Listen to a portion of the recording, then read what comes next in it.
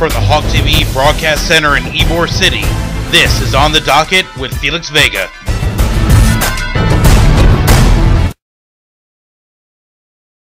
Alex, I want to start with you. It was something you said when we first met in August, and I thought it was very surprising. You told a group of us at the Ybor Coalition meeting here in Ybor that there isn't a day that you don't wake up and think about one specific day, November 2nd of 2010, election night, the morning after that. There was only 61,550 votes separated you and Rick Scott. How did that affect you, and how does that still affect you when you think about it today? Literally not a day goes by, Felix, that someone doesn't approach me and make a comment about how distressed they are about the direction of our state and how much they were, most of them were supporters of mine, but others are, frankly, people who say, you know, I don't know you, but I just have to tell you I'm sorry because I voted for the wrong person. And with those prescription drug cases, we see minimum mandatory sentences that are attached to them, when a lot of people are actually users and actual addicts. Correct. How are you seeing your office handle not only getting them the resources that they need, but also what do you think needs to be changed or tweaked about the drug trafficking statute so someone that is a true addict can get the help and not be facing 25 years in prison right out the gate? I think we all have to sit down and be realistic and say, you know what, there are in fact, as you say, addicts and users, and we have to address the fact that right now possession of a small number of pills or possession of a prescription bottle that doesn't belong to you carries, whether it be a 15-year or 25-year minimum mandatory. The cost of that to our state, the impact that that has on our communities has got to be realistically looked at. We are all for public safety. We believe in America. Thank you so much, Florida. If you didn't watch any of the coverage of Tuesday's Republican primary in Florida, the morning headlines on Wednesday said it all. A definitive victory for Governor Mitt Romney. Over 761,000 Florida Republicans voted for Romney in the primary, and he has also found some solid support among Florida's top brass in Tallahassee, including Florida Attorney General Pam Bondi. She sat down with me for an exclusive and extensive one-on-one interview Wednesday on the Docket. First off, Attorney General Pam Bondi, thank you so much for joining us on the Docket this afternoon. Obviously, we want to get started with talking about the obvious question on everyone's mind. Last night, Governor Mitt Romney had a decisive win over Newt Gingrich, winning 46% to 32% of the Republican voters here in Florida. Ended up being over 760,000 Republicans voting for Mitt Romney in the primary here in the state. What do you think was the momentum change between South Carolina 10 days ago and coming into Florida yesterday? Well, as you know, I've been traveling with Governor Romney all over the state. I've been introducing him all over the state, and the momentum throughout the state has been incredible, and he has done such a good job. And I'll tell you, he has taken Florida seriously. He has been working hard in Florida for well over a year. So he knows that the road to the White House goes through Florida. One other focus of your administration is the fight against pill mills and prescription drug abuse here in the state of Florida. We've seen a lot of laws being passed since you and Governor Scott took office. More laws went into effect, a different part of the law actually, in January. Where do you see the fight going forward from here through the rest of your administration and even in the next couple of years? And Felix, you and I know as career prosecutors how bad the drug problem is, not only in Florida but throughout the state. But something I didn't know until I really got around the state of Florida was how bad the prescription drug problem was. We have 7 Floridians a day overdosing from prescription drugs. And they had tried for over 6 years to pass legislation and couldn't do it, and it was absolutely ridiculous. So I'm blessed to work with a conservative Senate, conservative House, and a great governor. We all worked well together, and we were able to pass and announce what I believe is some of the toughest legislation in the country. I wouldn't be a good journalist if I didn't ask you about your aspirations and where you see yourself in a couple of years. You've said all along that you want to stay Attorney General and get reelected to a second term in 2014. Where do you see yourself in 2018 after you're done being Attorney General if you get reelected? Coming right back home to Tampa. You know I love Tampa. I'm from Tampa, and I think I have a lot more to do as Attorney General. There's about 100 things I want to do every day, but unfortunately a lot of our job is reactive. You know, given all that. I could go on forever about all the legislation we're working on this term: human trafficking, timeshare resale fraud, voyeurism, so many issues. But I just want to be the best Attorney General that I can be for 7 more years if the people will have me. Excellent. Pam, thank you so much. I appreciate it. Thank you, Felix. Thank you. And you're doing a great job on the docket. Thank you. Now, what is the chief concern for the people that you're talking to? Is it a lot of these policies that the Democrats and Republicans talk about, social policies, or are they mostly focused on their families and getting their lives back together? Well, the two go together, really, very much so, especially if Florida continues to undermine communities. The state of Florida does not support its schools, does not support its parks, the things that make our communities worth living. We cannot attract the kind of businesses of the future.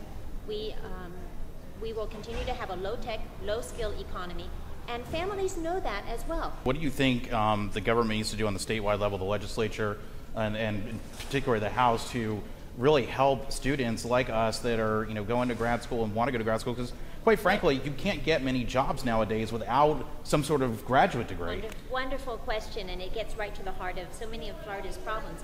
I might also add, though, it's not just the graduate and professional degrees, it's access to our community colleges and our four-year institutions as well. Not the community college, you brought up a good point, because obviously we're here at Hillsborough Community College, and I know this was a great institution. I actually graduated from USF. I came back here to school in 2009 looking for my second career. So terrific. I actually, it brings it all home being here and hosting the show here. And I think that's a great point, that the community colleges also serve such a great benefit to people that are either looking for a second career, starting their lives over, really. It cannot be underestimated. Absolutely cannot be. This week on the docket, survivor stories. 2 women share their harrowing experiences at the hands of their abusers. One was her husband, the other her pimp since she was just 13 years old. How they rose above the tragedy and now help others break the cycle of violence. And how one of our own here at HCC is helping victims right here on campus. On the docket starts right now.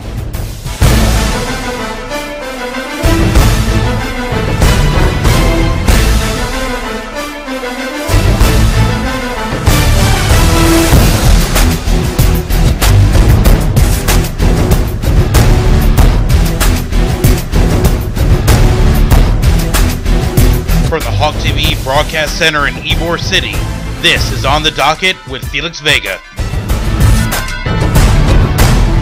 Hello everyone, I'm Felix Vega and welcome to another edition of On the Docket. Today we're tackling domestic violence. It's a taboo subject for many, oftentimes ignored, oftentimes denied, and often repeated by abusers, sometimes with tragic consequences including death. Joining me today exclusively on the docket, Valerie Miller endured years of abuse at the hands of her ex-husband before breaking her silence in 2007 when she learned he had killed his current girlfriend. Also joining us, Nichelle Rolfe spent most of her life as a prostitute on the streets for years, all over the United States, before she was stabbed in the neck by her last trick, then battled back to a brand new life. And Montage Hollis is the founder of a new domestic violence support group right here at HCC. Valerie, Nichelle, and Montage, thanks so much for joining us today here on the docket. Valerie, I want to start with you. This was a hard decision for you back in 2007 to really break your silence and now share your story, not only with your family, but everyone else. One simple question, though, do you remember the first time that your ex-husband hit you and laid hands on you? Yes, I do. I'll never forget that day. Yeah, he slapped me and he pushed me and knocked me down, and I remember thinking, wow, what did I get myself into? And was there any sign before that first time that he was even that type of man? No, not before, no. But after that, that's exactly when it started. And what happened when it did start? It escalated over a period of time. Tell us about what you endured in those first years.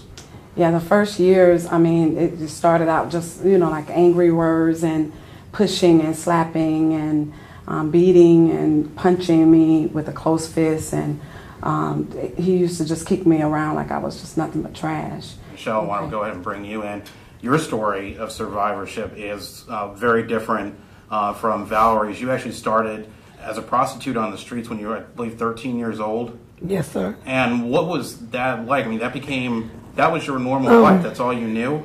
My normal thing was I came from a very dysfunctional family, so it was a lot of different things that went on in my life that ran me to the streets and ran me away from the family part of my home life into a fast world of living in the world of prostitution, drugs, alcohol, or whatever I could get my hands to do that kept me feeling I was safe instead of feeling I was in a bad situation where I was at home. Did you feel safer on the streets in that lifestyle than with your family even? Sometimes I felt safer outside of my home because there was so many different tragedies that went on in my life, because as growing up, I experienced rape within my family life with my cousin who raped me. My grandfather was one of my rape abusive ones, and I was also raped by several individuals outside of the home, like family relatives. Going back to your breaking points, because it's going to segue into another thing that I take away from your stories,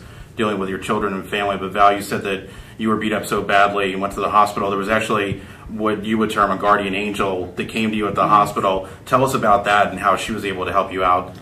Yes, they sent out 2 officers because of the situation that I was in.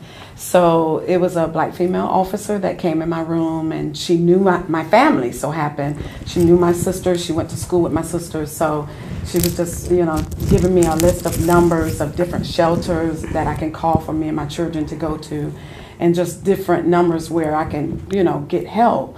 And she was just telling me that I didn't deserve to go through what I was going through, that I came from a good family, and and that they were going to pick him up, and and that I need to find help for me and my children. And then you learned you've actually separated from your ex-husband at some point, and then you learned in 2007 that he had actually murdered his current girlfriend.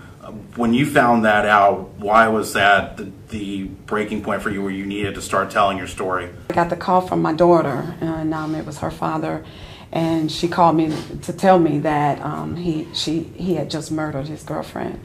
And I was devastated. In fact, I was on my way to work.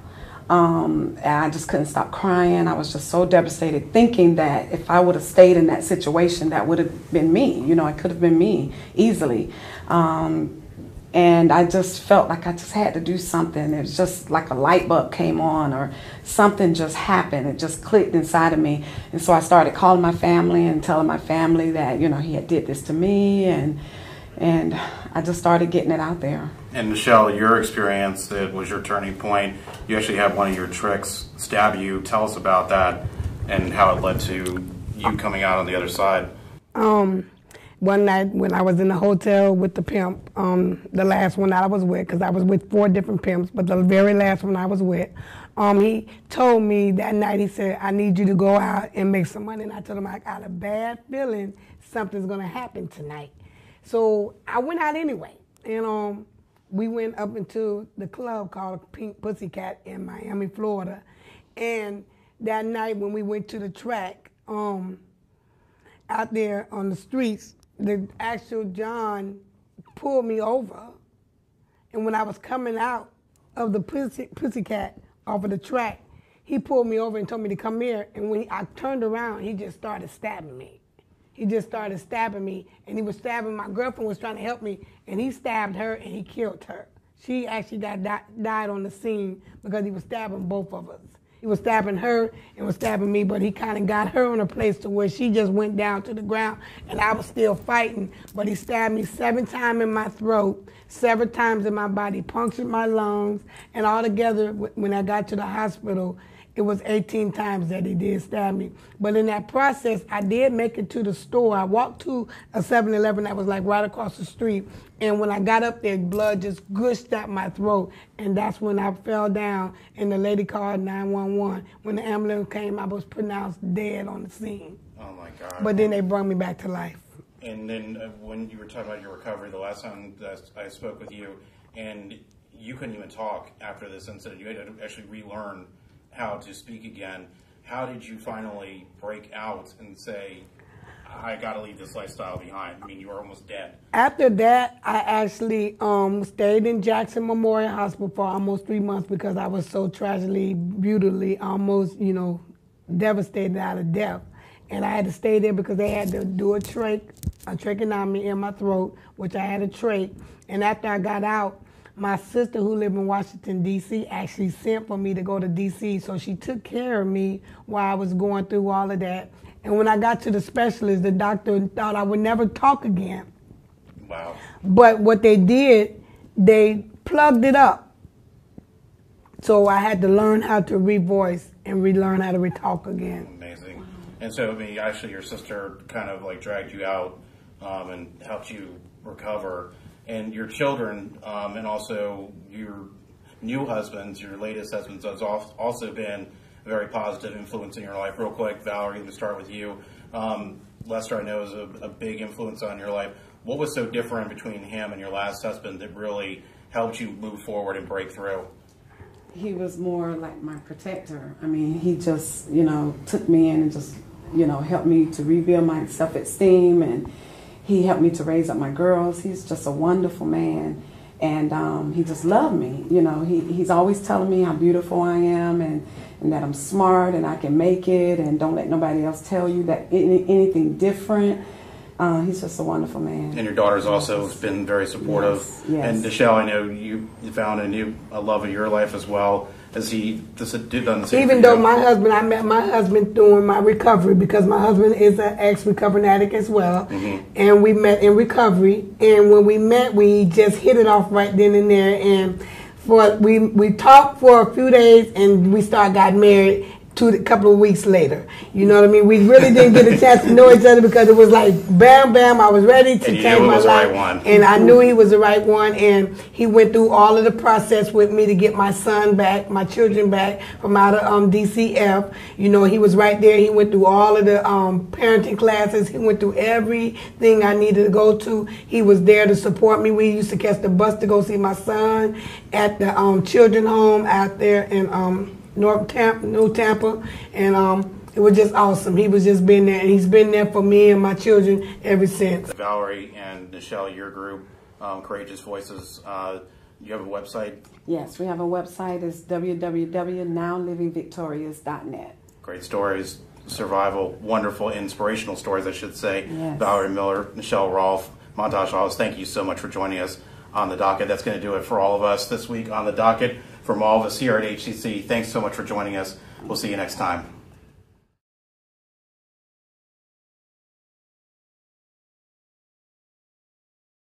For others like me and our next guest, you realize there's more out there beyond the courtroom, the trials, and the black robe. Joining me exclusively this week on The Docket, my good friend, Judge Susan Sexton. Susan, welcome to On The Docket. So great to have you here. Great to be here.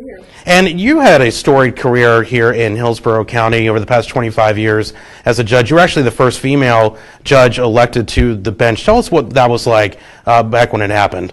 It didn't occur to me that I couldn't do it, so I just did it, and I tried to do it, and I succeeded. Was it difficult for you as a woman judge breaking into pretty much an all-male network of judges when you first took the bench? Well, it's sort of like anything in life. I mean, you have a perception, and does it always hold true? What I found, because I was in the main courthouse, which is now your courthouse. Right, our building where we work. It used to be that you get judges' offices, and it was the civil bench, which was all male, all white male, really. There wasn't anybody else other than that on the bench at that time. And they had a coffee room where the judges used to congregate, and I was the first female to go in the coffee room. Pretty taboo. Pretty taboo. And the funny thing was after I was there a few months, one of the senior judges, he probably was my age now, but I thought he was so old, but anyway, he said to me, Susan, now that you're here, we know you, blah, blah, blah, you're going to really like that everybody anyway, which I thought was kind of... That's validation for you. It was nice for me, and I also thought it was kind of sad for the other guy, because I thought he worked with these guys for years.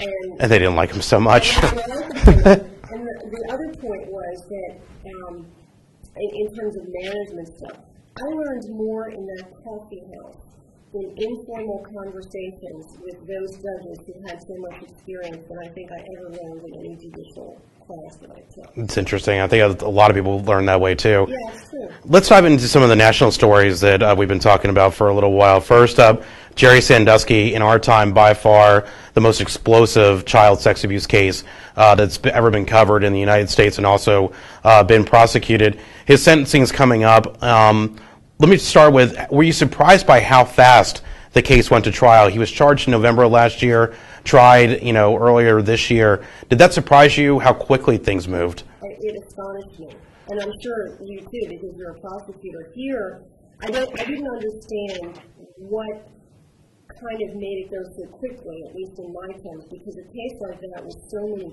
counts.